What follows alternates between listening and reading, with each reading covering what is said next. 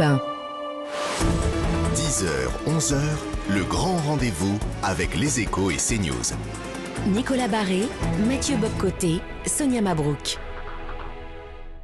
Bonjour à tous et bienvenue à vous en ce dimanche 1er mai. D'ailleurs, bon 1er mai à vous et l'occasion de vous remercier pour la confiance que vous nous témoignez avec des audiences qui progressent largement pour le grand rendez-vous. Évidemment, je remercie mes camarades Mathieu Bobcoté et Nicolas Barré. Je vous salue. Bonjour à vous. Bonjour Sonia. Alors après la présidentielle, cap sur les législatives. Dans un paysage politique toujours plus chamboulé, on parle beaucoup de l'union des gauches. Mais est-elle totalement et définitivement impossible pour les droites? Nous allons l'évoquer avec deux invités à partir de 10h30. C'est un nouveau visage de la droite. Il est secrétaire général du mouvement LR, Aurélien Pradier. Il est pour une droite fière et indépendante, mais vous l'aurez compris, le chemin est encore long. Et tout d'abord, premier invité pour ce grand rendez-vous, Guillaume Pelletier. Bonjour à vous. Bonjour. Et merci d'être avec nous. Alors la grande question, Guillaume Pelletier, c'est quel avenir pour votre mouvement Reconquête? On va largement en parler après la défaite à la présidentielle et certaines déclarations maladroites, en tous les cas jugées comme telles, d'Éric Zemmour. Mais tout d'abord, l'actualité, c'est Emmanuel Macron qui temporise, qui prend son temps avant de choisir son Premier ministre et le nouveau gouvernement. De quoi est-ce le signe, selon vous ? Je crois d'abord que la victoire d'Emmanuel Macron s'impose à tous. Il est le président de la République pour les 5 prochaines années. Je crois toutefois que c'est un président sans état de grâce et je dirais même qu'en cet instant, c'est déjà un président en état de disgrâce. En état de disgrâce parce que il a d'abord été plutôt mal élu, à peine 2 Français sur 5 l'ont choisi le 24 avril dernier.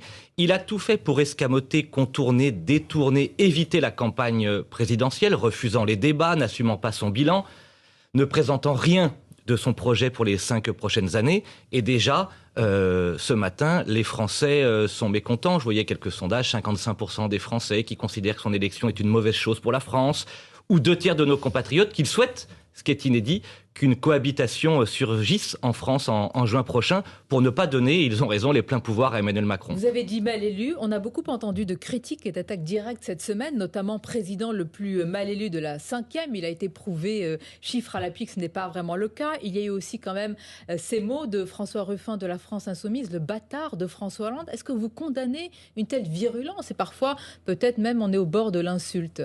Oui, ces mots n'ont aucun sens, mais ça ne m'étonne pas de la part de la France insoumise, qui est toujours dans la caricature et la violence verbale. Mais ce qui est vrai, et je l'ai expliqué, c'est que lorsqu'à peine 2 Français sur 5 vous font confiance, cela vous oblige et explique sans doute les tergiversations actuelles.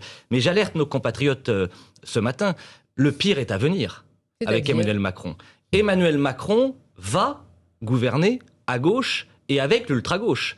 Ce qui s'apprête à émerger lors des élections législatives, c'est à la fois un bloc macroniste et un bloc mélenchoniste. Et donc, j'appelle encore plus aujourd'hui qu'hier toutes les droites et tous les patriotes à s'unir et à se rassembler pour ne pas confier les pleins pouvoirs à Emmanuel Macron et à Jean-Luc Mélenchon. Mais justement, dans le contexte présent, le grand duel qui se présente, c'est Emmanuel Macron et Jean-Luc Mélenchon. Et les droites ont été disqualifiées, qu'il s'agisse du RN, qu'il s'agisse de Reconquête ou même des LR. Quel espace pour les droites dans les circonstances ?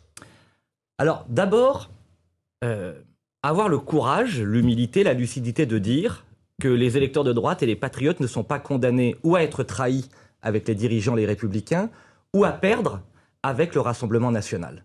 Qu'il y a un acte fondateur qui a été posé par Éric Zemmour, posé par le mouvement Reconquête, qui certes, parce que tout cela est très jeune, n'a pas remporté les élections présidentielles, ça n'a échappé à personne, mais qui est arrivé en 4e position, qui a rassemblé 2 500 000 électeurs et qui va, tout au long des prochains mois et des prochaines années, refonder la droite française. Parce que là où vous avez raison, c'est d'avoir la force de reconnaître les raisons de notre défaite, des défaites de notre camp, le camp national. Est-ce que c'est à cause de notre idéal que la France reste la France? Non.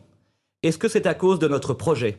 Arrêter l'immigration, baisser les impôts et les taxes, augmenter les salaires, lutter de manière radicale contre la délinquance et l'insécurité? Je ne le crois pas non plus.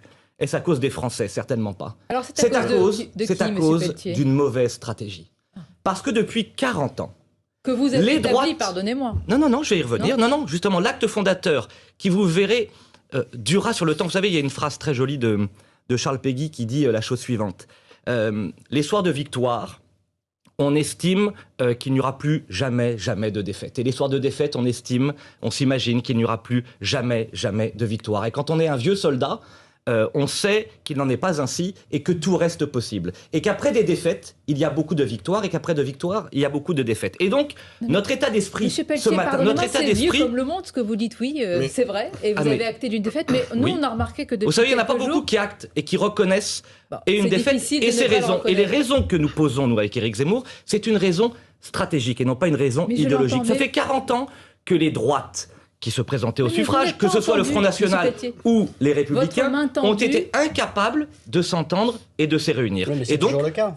Le Rassemblement national, par exemple, refuse votre offre d'alliance. vous avez tout à fait Comment raison. est-ce que vous allez surmonter ça si vous voulez mais ça- unir la droite, comme vous dites? C'est une œuvre de longue haleine. Vous savez, le général de Gaulle, en 1946, a attendu 12 ans pour fédérer le peuple face au parti. Donc vous allez François attendre Mitterrand, en encore, un quinquennat 1969, ou deux ne pouvant pas se présenter, a attendu 12 ans pour pouvoir réunir les gauches et se présenter en 1981. Quant à Jean-Luc Mélenchon, qu'on cite abondamment, quand il quitte le Parti socialiste en 2008, il a mis 14 ans Mais- et ça n'est pas Sauf encore que ça réussi va plus loin. à fédérer les gauches. Nous, notre ambition avec Éric Zemmour, en cet instant, là encore de manière grave et solennelle, c'est de lancer un ultime appel à certains dirigeants des Républicains, je pense à Éric Ciotti, Nadine Morano et quelques autres, aux dirigeants du Rassemblement national, Marine Le Pen et Jordan Bardella.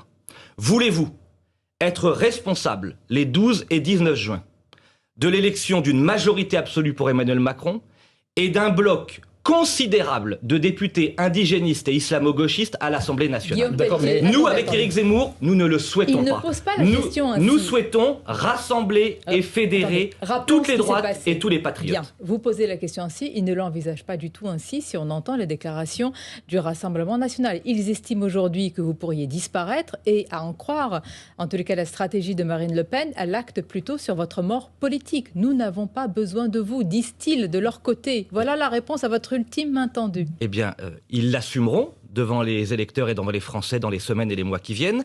Nous présenterons mardi prochain, avec Éric Zemmour, Marion Maréchal et Nicolas Bay, si cet appel n'est pas entendu, nos 550 candidats avec l'étiquette Reconquête. 550 candidats. Oui, puisque vous avez vu que dans certaines circonscriptions, pour montrer notre bonne volonté, nous ne présenterons pas de candidats, ni contre Marine Le Pen, ni contre Nicolas Dupont-Aignan, ni contre Éric Ciotti. Parce que, vous savez, ce qui compte en politique comme en amour, ce sont les preuves. Éric Zemmour, dès le soir du premier tour, sans condition, a appelé à voter Marine Le Pen.